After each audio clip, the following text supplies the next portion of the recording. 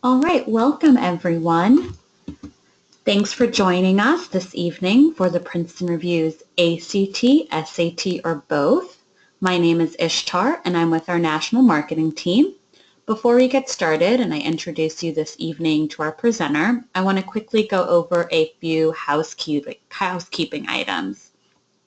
First, for those of you on the line, note that your lines are completely muted.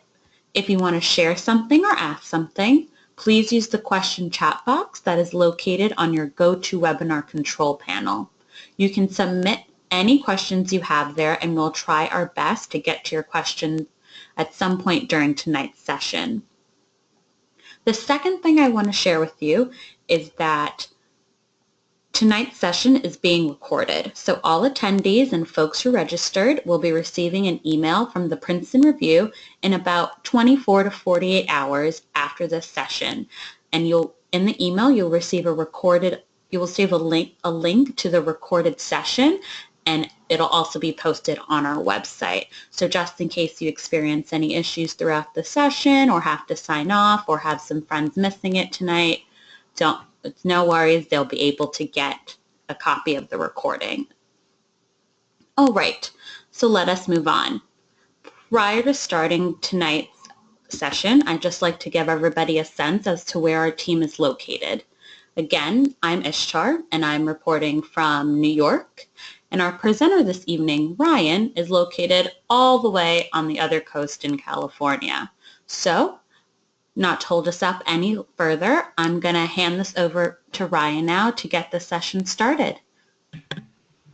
Perfect. Thank you, Ishtar, and good evening, everybody. Thank you for joining our SAT, ACT, or both webinar. This is well-timed, as I'm sure many of you are hoping to craft your summer plans and navigate this testing admission process and make sure you're putting your best foot forward when it comes to the schools that are on your list. And I'm going to hopefully return a little bit of sanity to the process this evening and do my best to be entertaining despite talking about a pretty boring topic. So let's see if we pull it off, and we're going to try and do it together. Okay, so first, a little bit about me. I actually serve as the Princeton Review's Senior Vice President.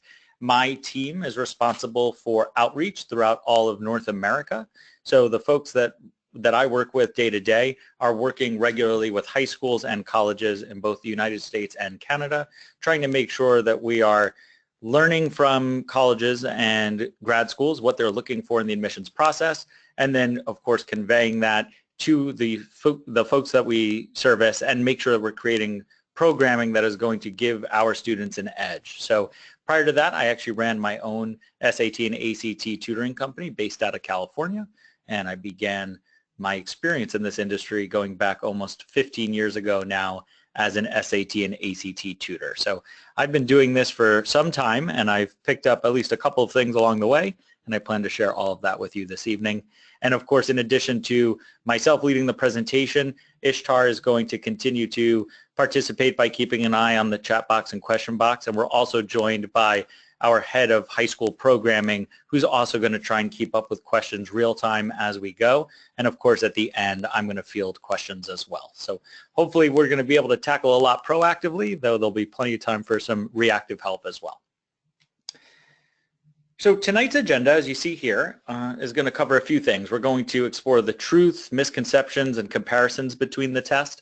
So really empower you to know what each test is looking for and maybe help you decide which one is better for you, though you could very well end up with the takeaway that exploring and tackling both is actually going to be your competitive advantage when it comes to the college admissions application process.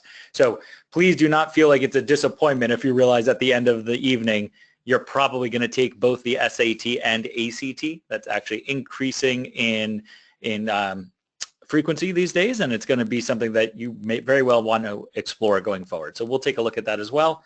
Then, of course, once you've hopefully crafted a bit of a plan in your head, or at least decided you want to work with us to craft a more specific plan, I am going to tell you a little bit about our programming and why I believe we do give students that competitive advantage when it comes to the admissions process. So that's our plan for tonight. But so that I can better tailor tonight's presentation to this audience, I do want to maybe kick off with a little poll question you're going to see pop up in just a little bit on your screens, just to help me understand where you are in the process. So I'm going to launch that question right now, and it's about what grade you or your student is in. I would love for you to answer that for me, and then I'll try and make sure I hit on the key salient points by grad year as we go.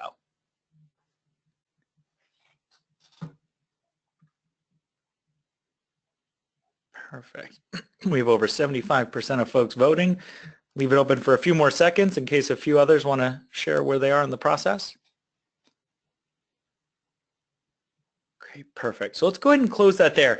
From what I see, actually, 70+% of the students and the families joining us this evening are currently in the 10th grade, which is fantastic. Actually, 10th grade is often considered kind of the first grade of consequence when it comes to college admissions. It's, you might not know this, but it's the first year where GPA is often counted by most universities around the country for consideration when it comes to the GPA you submit on your college application. So this first year, the 10th grade, is when things start to kind of get serious. And it's also when testing becomes a real relevant part of the process. So this is great. But for those of you that are in your junior year, there's still so much I'll be able to help you with this evening and helping you craft a plan so that you do have everything ironed out by the time you're applying next fall. And then I see that there's a couple of folks that are even a little bit younger, families of younger. You certainly can't hurt yourself by learning this early. And I do find the earlier you get involved in this process, the less stress there tends to be down the road. So this is great. Thank you so much for that. So coming back to what we want to go on this evening, we're going to really touch on the truths and misconceptions of the test. We're going to really dive into how you currently view these tests and actually how college admissions officers, the folks of consequence, actually view these exams, okay? But before we do that, I'd actually like to do a fun little drill with you because I know that this is an online session. There's a real chance that some of you are trying to multitask. And if you're not trying to multitask this evening, I'm sure you try and multitask in your academic pursuits by juggling homework and extracurriculars and sports and volunteerism and all the other things that you're doing to look great on a college application or because it brings you joy. So I'd actually like to drive home the point that I don't think there is such a thing as a good multitasker. So a little drill we're going to do together by using your chat box. I'm going to actually ask you to do something for me. Type it in as you go, and then hopefully you're going to be left with the same impression I am about the power of focus. So what I'd like you to do in your chat box, I'm going to have you type out two things for me. I'm going to have you type out the word multitask, and then I'm also going to have you type out the numbers 1 through 9. Okay, so easy task.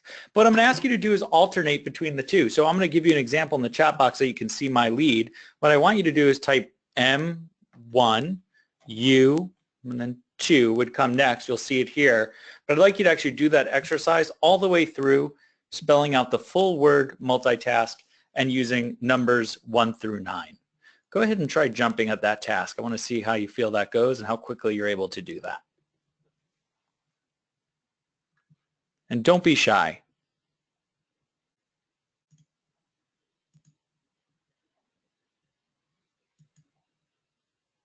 Okay, so whether you're actually doing that on a piece of paper separately, I don't see too much action in the chat box. That's okay.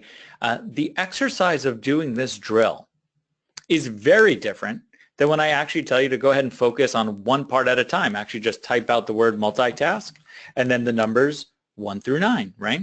You're able to do that, I would imagine, very quickly. It is much more different, far more difficult to do it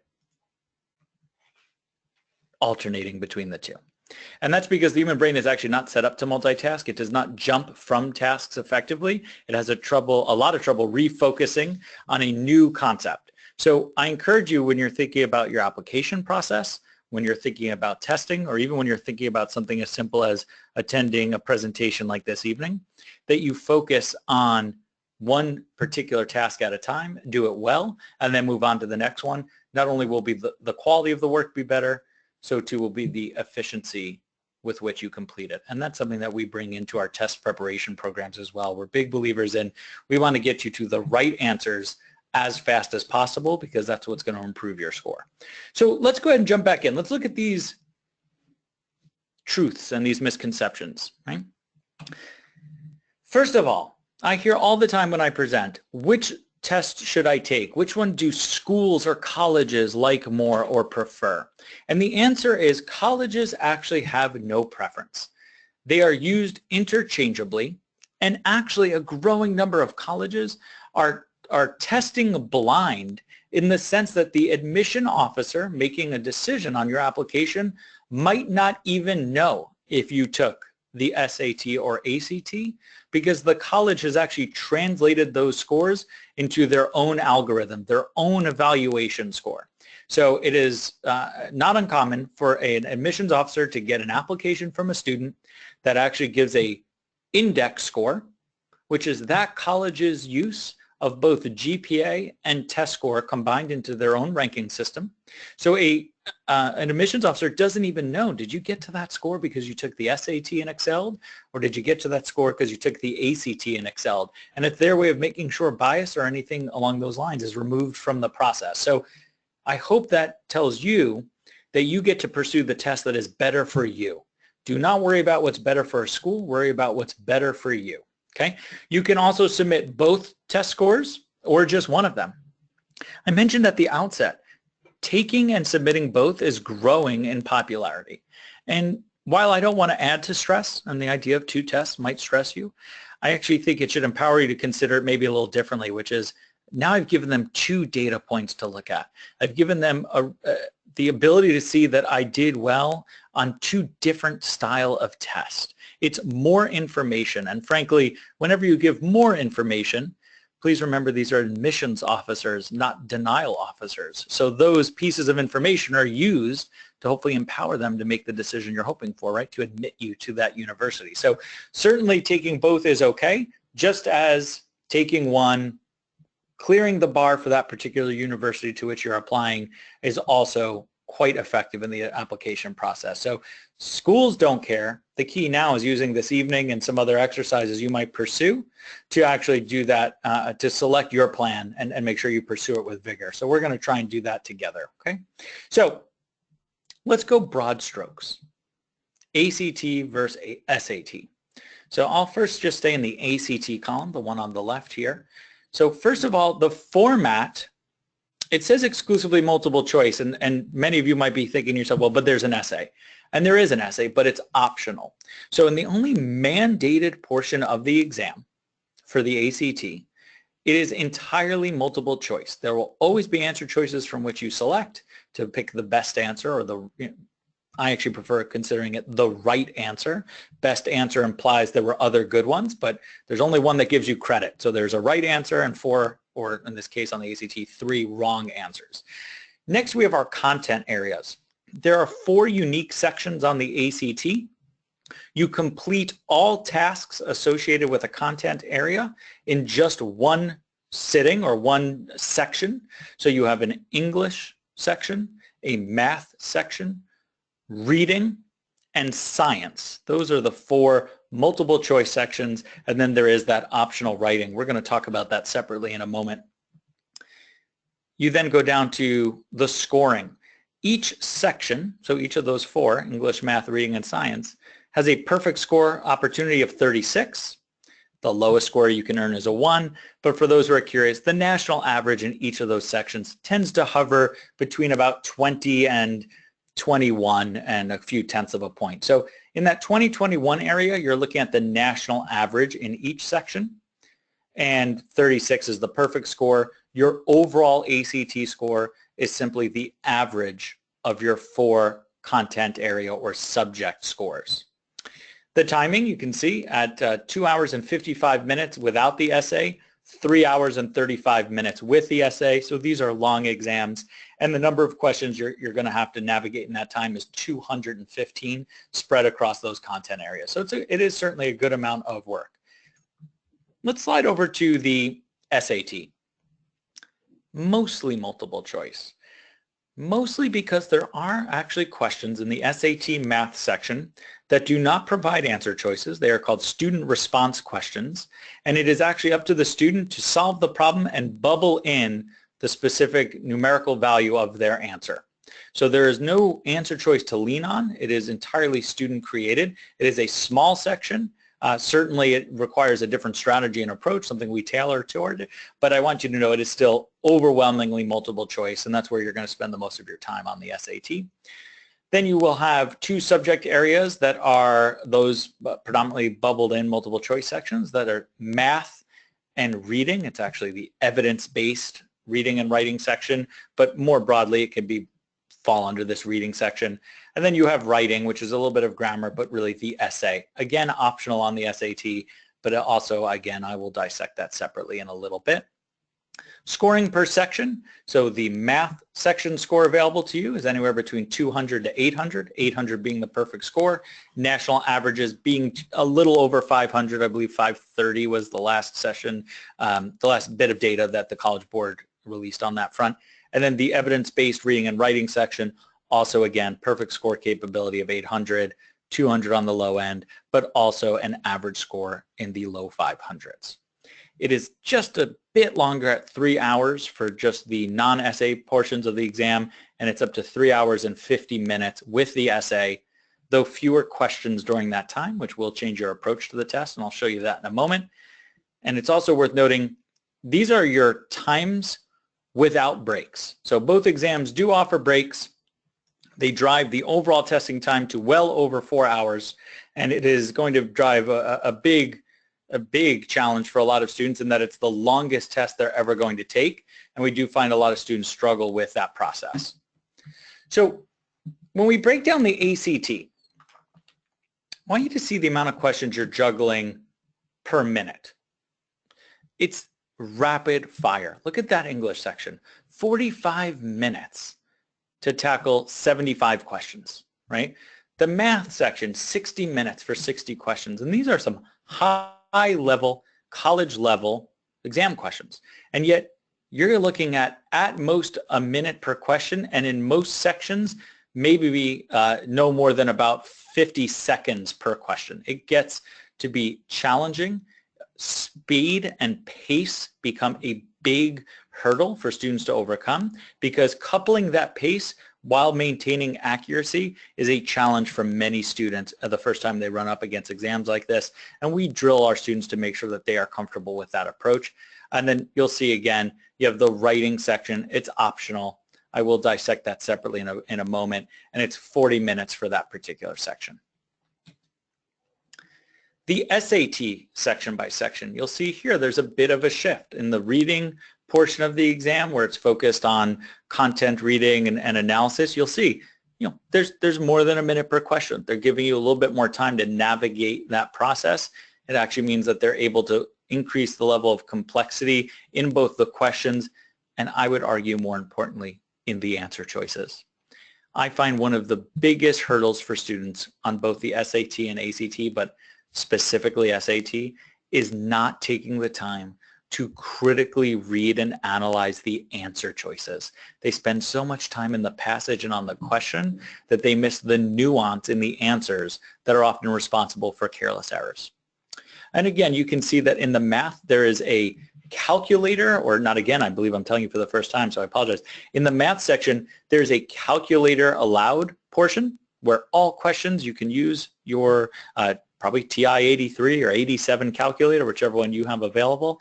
And there's also a small section that has no calculator available to you. You do bring your own calculator. The calculator wouldn't be allowed during that section. And it's, again, to make sure that you can focus on the concepts behind some of the questions as opposed to just being able to type things into your calculator. The ACT, on the other hand, allows the calculator throughout. So a little different in that regard. And again, you can see far fewer questions for the same amount of time. Okay. So when you think about this and the timing, and you're going to learn a little bit more about the tests down the road and the question style being different, but I just want to go through. In my mind, the SAT is a trickier test. It is designed, and I mentioned with the answer choices, but it is designed with a level of sophistication that frankly is meant to put roadblocks in front of students. It is meant to be more layered and require more computations and more steps per question than does the ACT. They both do a great job of sussing out a student's ability to answer a particular question, but the SATs is a little different. The ACT's approach, again, is high-level questions, but presented a little bit more straightforwardly, and what they're asking you to do is to demonstrate your expertise with more questions in less time. So I actually have a colleague who I think summarizes the differences incredibly well, which is the ACT makes you feel sweaty while the SAT makes you feel dirty.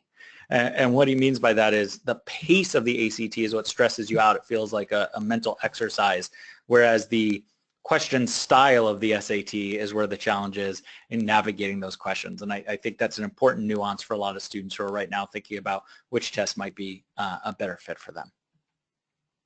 So I'm actually going to launch another poll question here because I think before we get onto this slide, I'd love to get your thoughts, which is, what do these tests measure?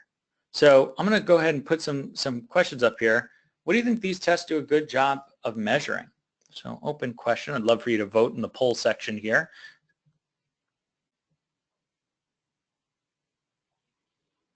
I see you're typing away here or plugging away on this process, which is great.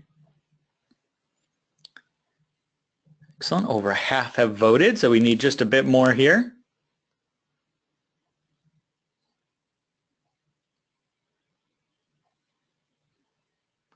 Okay.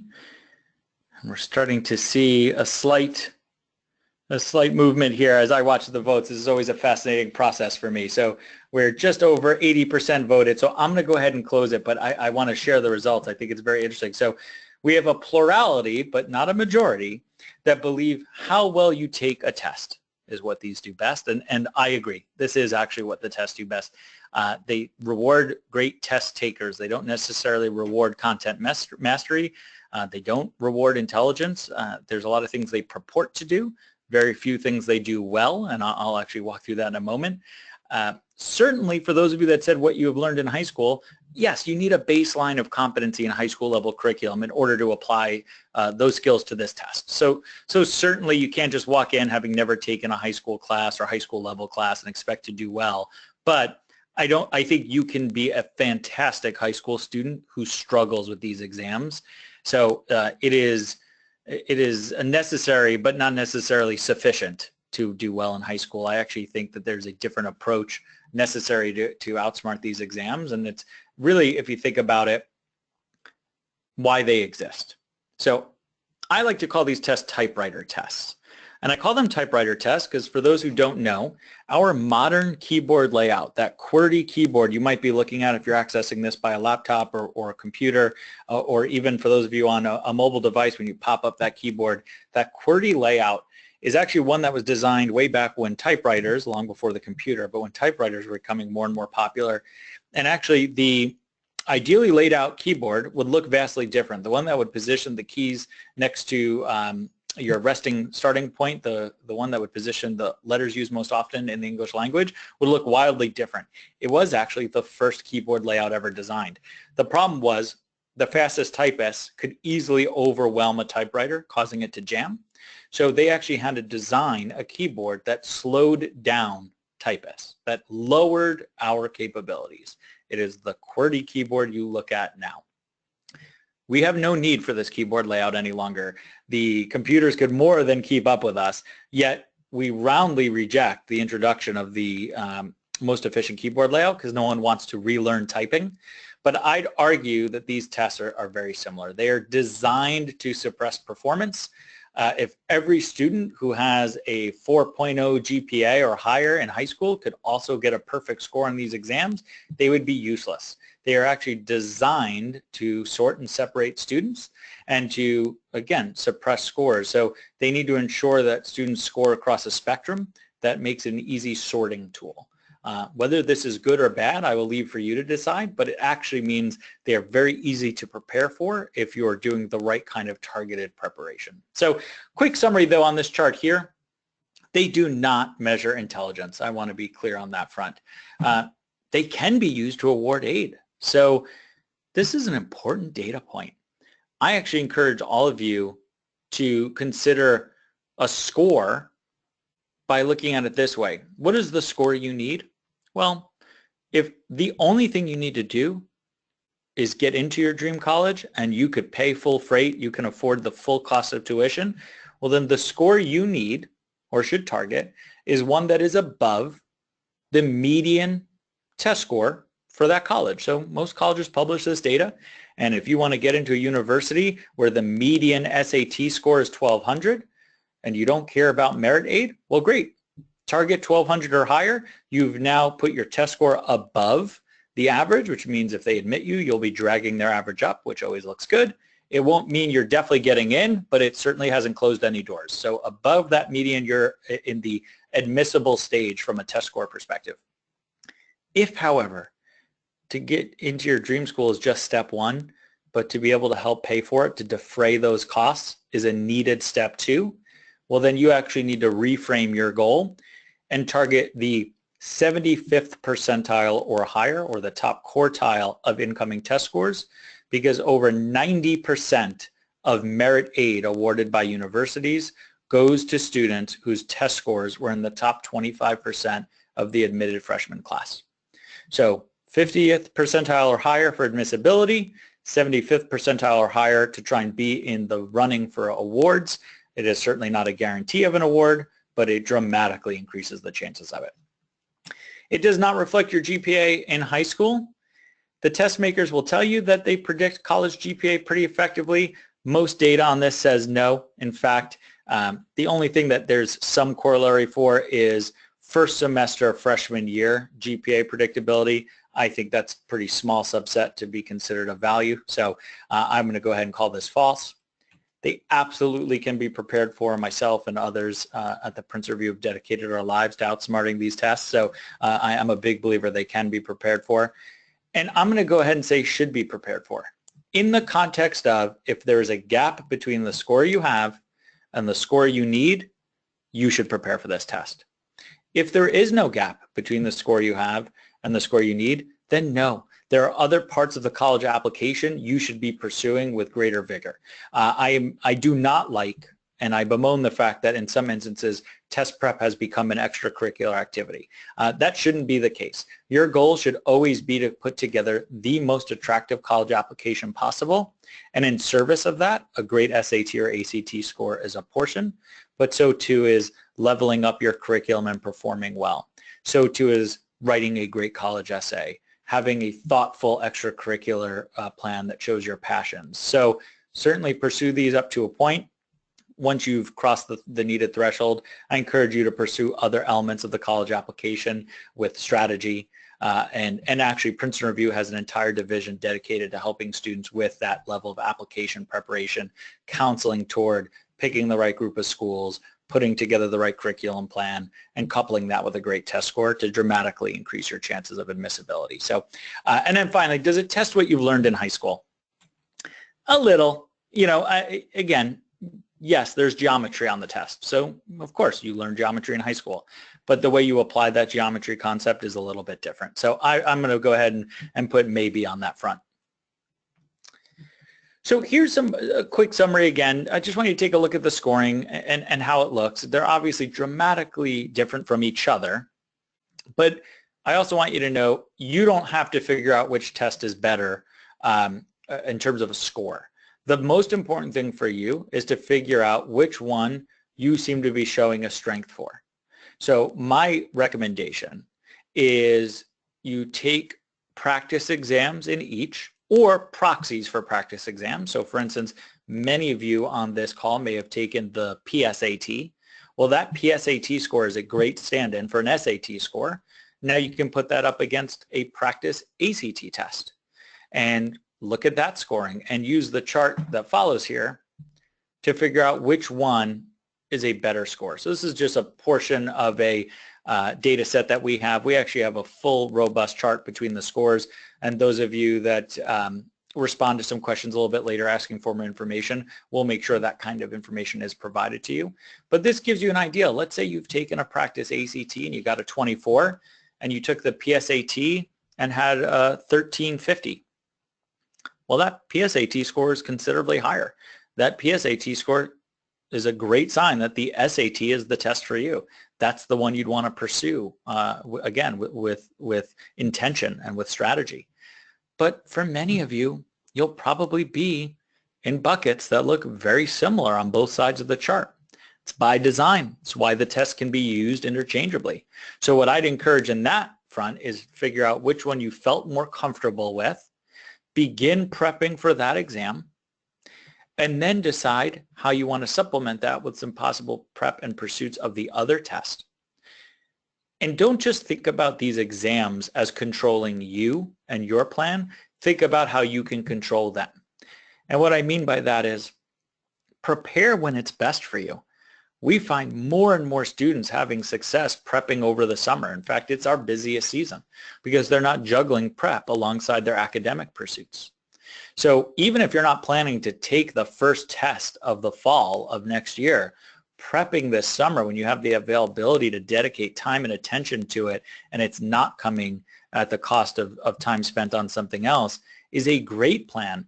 We actually set up our program so that you would do the bulk of your teacher-led preparation during the summer, but our online resources remain live and active for you straight up through, more than likely, your anticipated test date, so that you can keep those strategies fresh in a way that will make sure that you've knocked out the best score possible when indeed you sit for the exam. So your schedule matters a lot.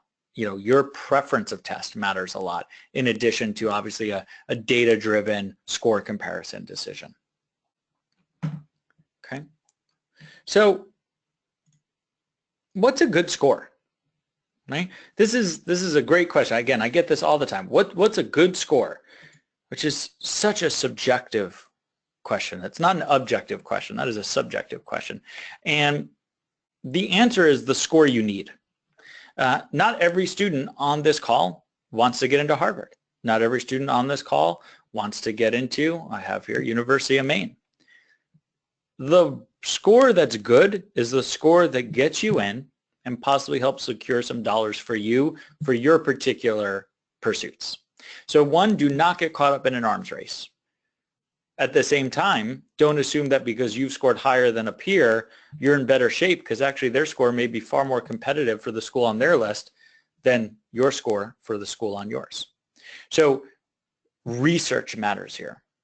I come back to that 50th percentile and 75th percentile. Use that as some data points for the schools that end up on your list to determine where you need to be spending time and attention and targeting in terms of test score. This is just a very small subset of test scores and associated merit aids from particular universities.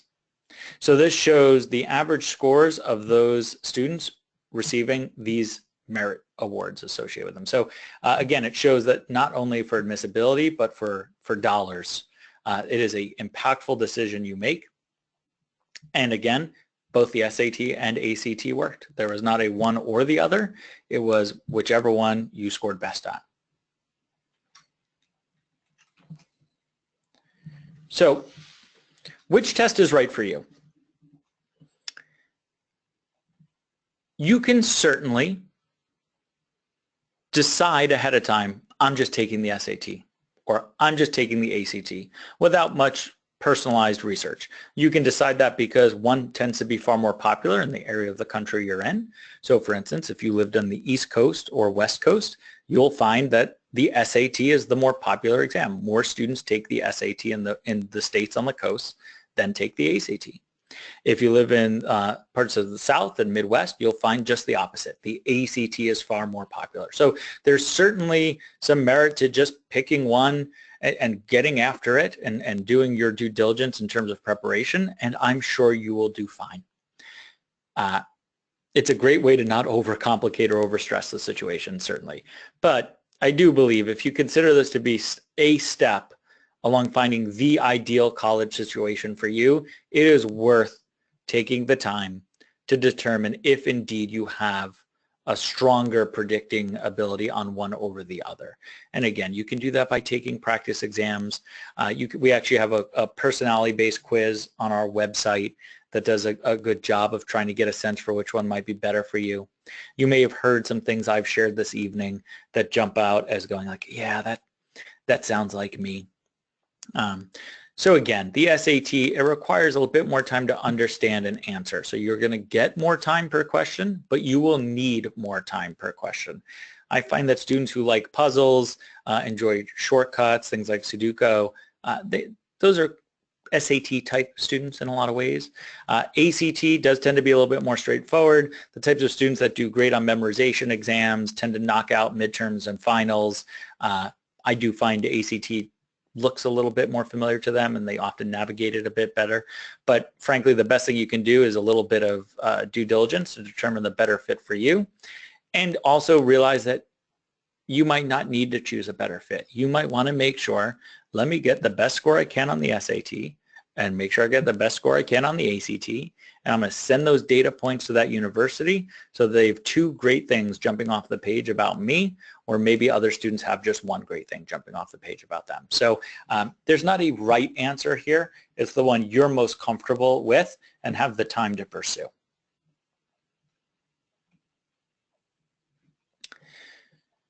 So when I'm talking about the nuances, the differences between the two exams, there's some small things, but they matter. So you have the SAT with 5 reading passages and the ACT with just 4. But based on the time associated with them, ACT gives you about 52 seconds per question, whereas the SAT gives you about 75 seconds per question. So, you know, that extra 23 questions doesn't sound like much, but it's about a 45% increase in time. It's significant. You can certainly make some connections in that extra time that you might struggle to do on the more rapid pacing of the ACT. The math section. Differences here. Again, they test similar concepts, but that SAT has a no calculator section. So some students find that to trip them up a little bit. It's a little nerve-wracking.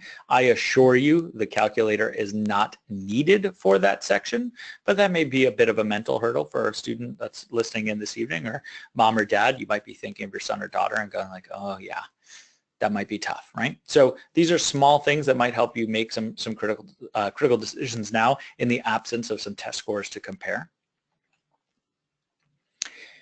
I want to take a moment to talk about the ACT science section. So the ACT has a science section. It's a unique standalone section. Again, you had English, math, reading, and science. The SAT does not. The SAT sticks to the reading and arithmetic, right? There's evidence-based reading and writing, and there's math. Certainly the math will get into some, at times, scientific representations, but it does not purport to be anything but a math section. So, knowing that, what I just shared with you, what do you think that means if you're great in math and science? If you're great in math and science, which test do you think you should be taking? And go ahead and answer in the chat box here. What test do you think you'd take if you're great in math and science, knowing the ACT has a science section and the SAT does not?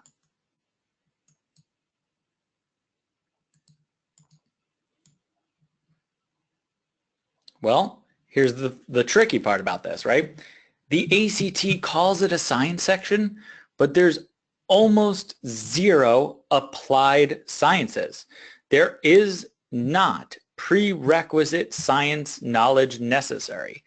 The science section is actually a reading section about science experiments and observations and studies. So all data shows, first, that the science section is the lowest scoring nationally for students of the 4 on the ACT. And separately, ACT science scores for test takers are much closer to their reading scores than their math scores. So while the ACT calls it a science section, I would challenge you to think of it as an additional reading section. And when you think about it that way, it means the ACT is 1/4 math and the SAT is 1/2 math. If you don't know that 1/2 is more than 1/4, take the ACT.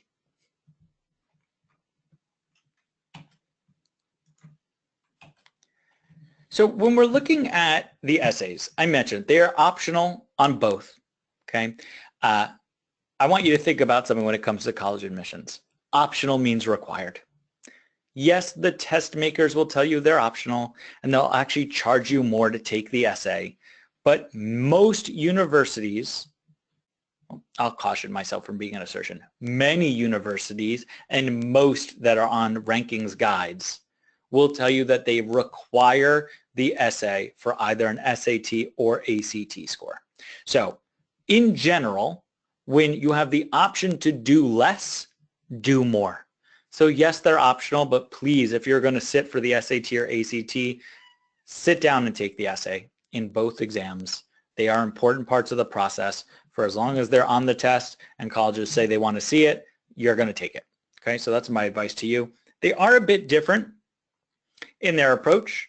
So the SAT essay asks you to analyze text written by another author, the argument they make, and then you actually have to craft an analysis of that writing piece. So you have to talk about what that writer did effectively, what they didn't, the strength of their argument. They actually don't care about your opinion on the topic. They care about your ability to analyze the relative strengths and weaknesses of another piece of writing. In many ways, an exercise you would go on to do at college, right, where you're going to read a text or piece and you're going to have to then present what you believe was done well or wasn't and effectively by that particular author. So that's the College Board's approach to the SAT essay. The ACT essay is a little bit different. They're going to give you some kind of hot take or commentary and then give you 3 perspectives on that issue written by others. Your job is actually to analyze those perspectives, but actually make an argument as well for your own opinion. You're actually supposed to have a take on the topic when it comes to the ACT. You are able to assert, your opinions on it, though you'd want to do it effectively without using phrases like I think or I believe. But it is a different approach, and it is why we give different strategies and recommend different approaches for the students who work with us to navigate both the SAT and ACT.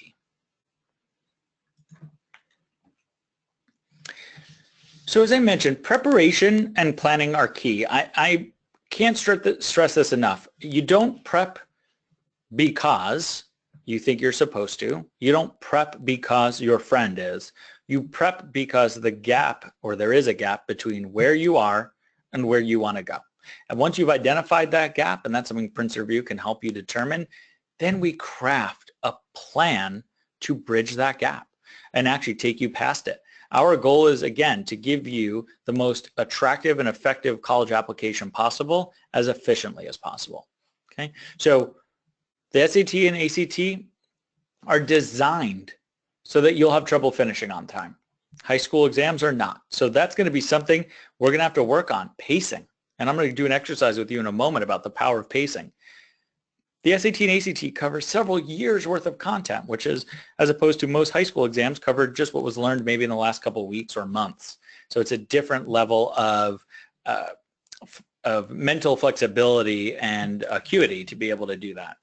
The tests themselves, really, they work on pressure. That's a big way of how they drive you towards the wrong answers, whereas high school exams are really more about content and you know it or you don't.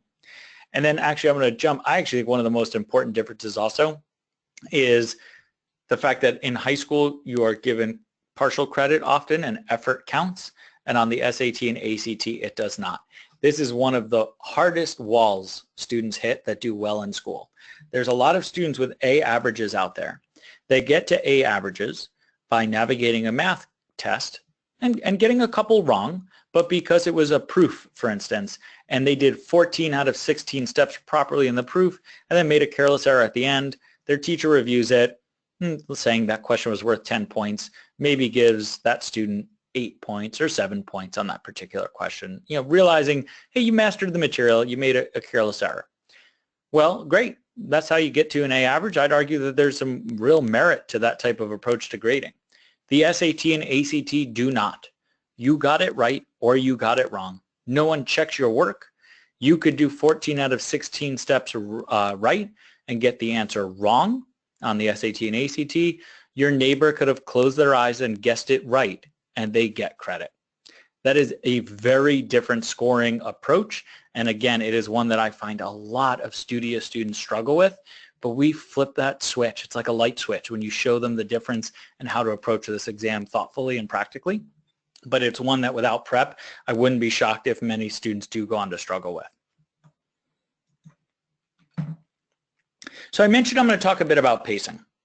And why pacing is a powerful tool. Obviously, the more you know and the more expertise you have and the more specialized knowledge, of course, you can expect to do better on the exam, but you can also expect to do better on the exam with some strategy and some thoughtfulness. So I'm going to show you that right here. Let's go ahead and take an example of a SAT section here with 58 questions. So a particular SAT question section with 58 questions.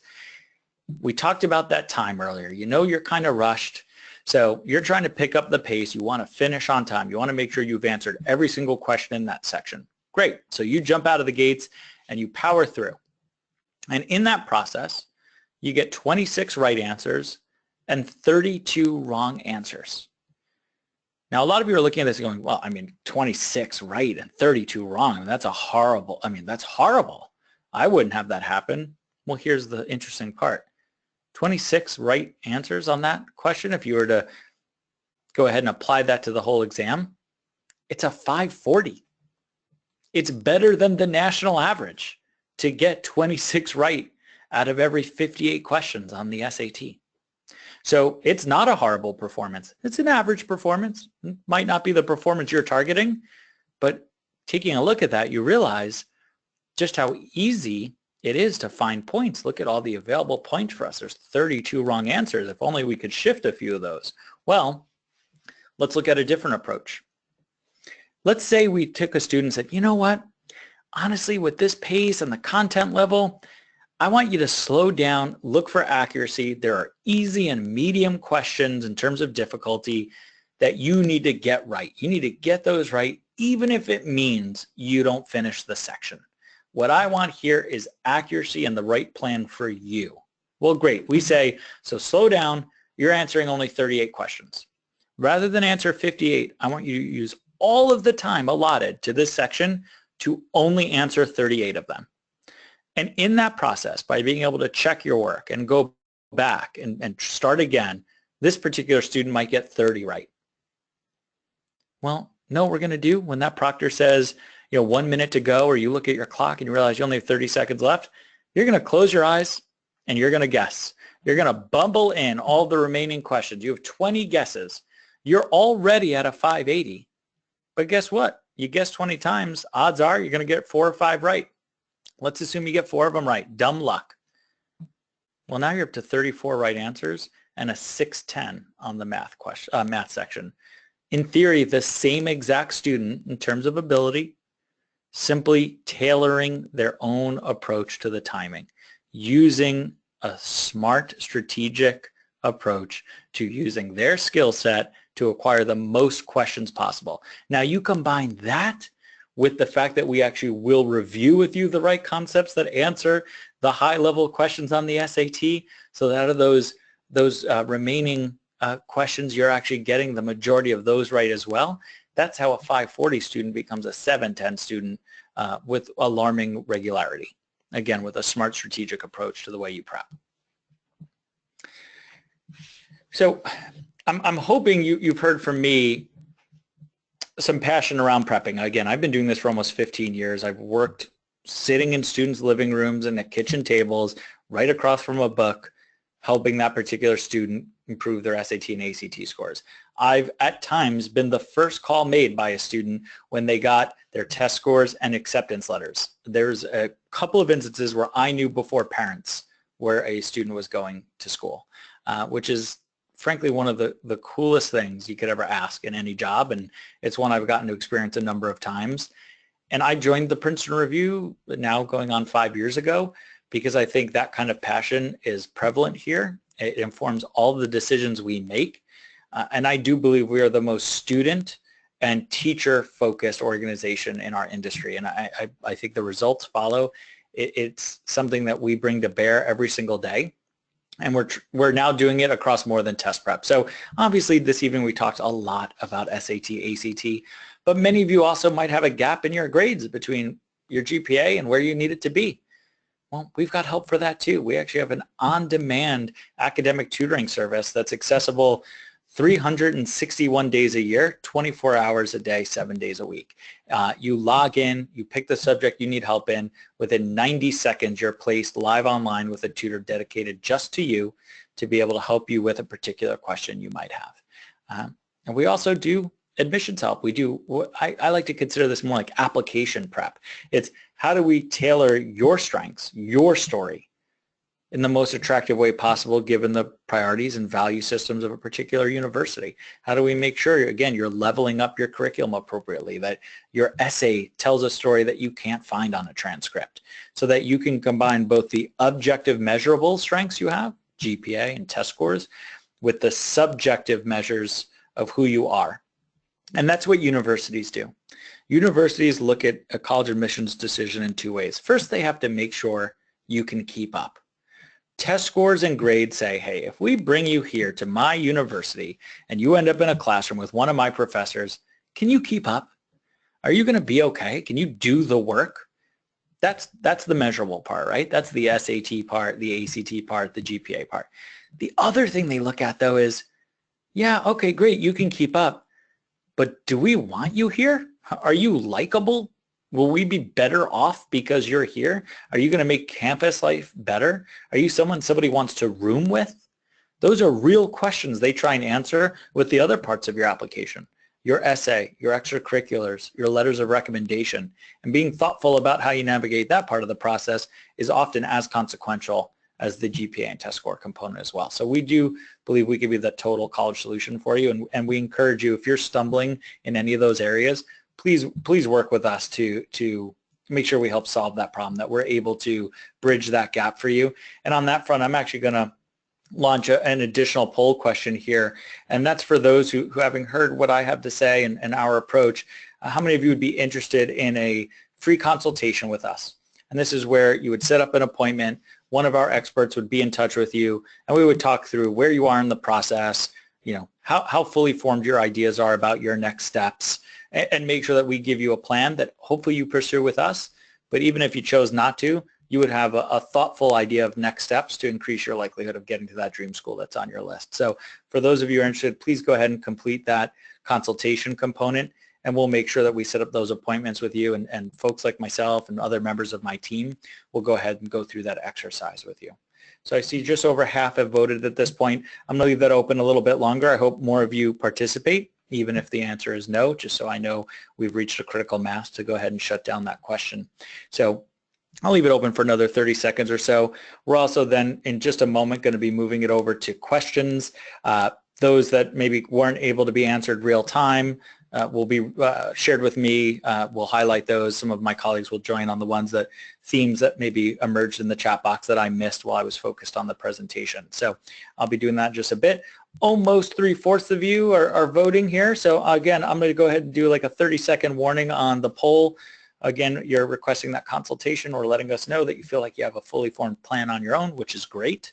And then I'm going to move into the questions as well. So I'll leave that for just a moment.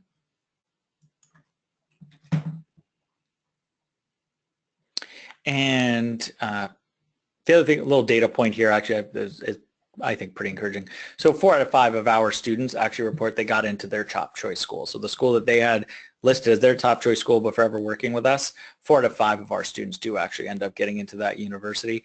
And beyond the questions I'll answer this evening in the chat box, I also am sharing a general email address that any of you can go on to use as you see fit to send questions our way and make sure that we get our expertise back to you as best we can. So I'm going to go ahead. We're at 73% participating in the consultation. I'm actually going to go ahead and close that down for right now. Or actually, you know, I'll leave it open during the question portion, the Q&A here, so that if in that process you realize, oh, you know what, there is more I want to be able to talk about, you'll still be able to request that. So I'll leave that for a little bit longer. But for now, I'm going to go ahead and turn it over to questions. So maybe I can ask for help from my colleague Ishtar here to jump in and maybe bring to my attention the questions you think we should focus on for the balance of the evening. Definitely, Ryan. All right, we had a couple of common themes here this evening. One of the first ones that seem to generate a lot of interest is students tonight are interested particularly in practice test. Can you let them know ways that they can access practice test? Absolutely. Yeah, that's a great question. So the one that would get you practice test in the soonest way possible is actually on our website. You have the ability to request a free test. You can actually go ahead and take an exam right online and be able to complete an SAT or ACT. Now, the tests themselves are still administered in a paper and pencil fashion in the official capacity. You can also request practice exams be sent to you through our inquiry box online, or even here if you wanted to in the question box. Though the final thing I would say is for those of you who do know which test you're going to pursue, or you know you're going to pursue both, all of our courses and tutorials include practice exams to be able to get a baseline score, tailor the instruction, and then monitor your progress. So I would say that the practice exams are the best way for those who aren't sure what they want to do, but for anyone who already feels like they know, yeah, you know, I'm going after the SAT or ACT, or I'm just going to try my hand at both, then I would actually encourage you to consider one of our prep programs, because it will be both instruction and practice exam for you. Great, Ryan. Another question still in regards to practice tests that some students are asking is how they took a practice test and they scored a 30, let's say. How accurate would that relate to a real test? Well, so if you took it at, there's a number of companies that offer practice exams. I'll start with that. I think the question though is about a Princeton Review practice exam. So all of our practice exams are vetted against the actual test. So we do try and chart our student performance against the actual student attainment on the official exam. We have an entire curriculum development team that does that.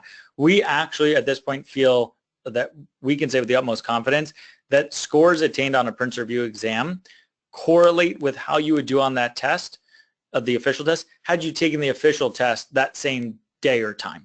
So the one thing to keep in mind is you may have earned a score on a particular Princeton Review exam, then go on to prep for a while and then take the official test, and hopefully you'll obviously improved. That doesn't mean our exam, practice exam was off. It means that your prep worked. Or you may have taken exam, you know, struggled, done some prep, decided to check in with us and take a practice exam and you're doing higher. I would say the same thing matters. So as long as nothing of consequence was done differently between your sittings, you'd expect to score just about the same. Though both the ACT and SAT will tell you the same student, obviously, on any given day can expect some slight score deviation based on things like how you felt, you know, did you eat, stuff like that. So on an ACT, I would expect our exams to be within 2 points probably of an official score attainment. And on the SAT, you can usually expect that swing to be closer to about 80 points or thereabouts as a reasonable deviation. Thank you, Ryan. Ooh, we have a really good question here. How many times can you take the ACT and the SAT? Great question. To the best of my knowledge, you are still able to take the SAT an unlimited number of times. The ACT has actually instituted a 7 times max policy, though I share that a little bit tongue-in-cheek.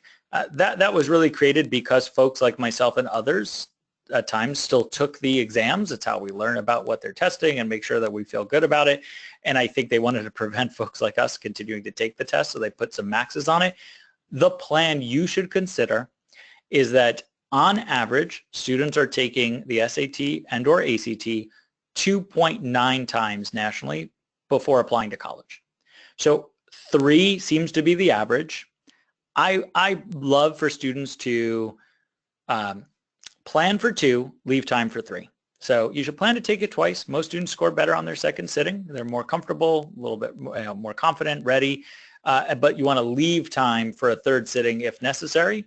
And of course, you could go over that, but at that point, usually I'd say as long as you've done some preparation, you're probably better served bolstering the other parts of your application rather than continuing to pursue the testing portion of the application. Thank you. All right, and one last question here for us to, as the evening rolls down. As you know, we have many sophomores on the line. They just want to know, when's the best time to prep?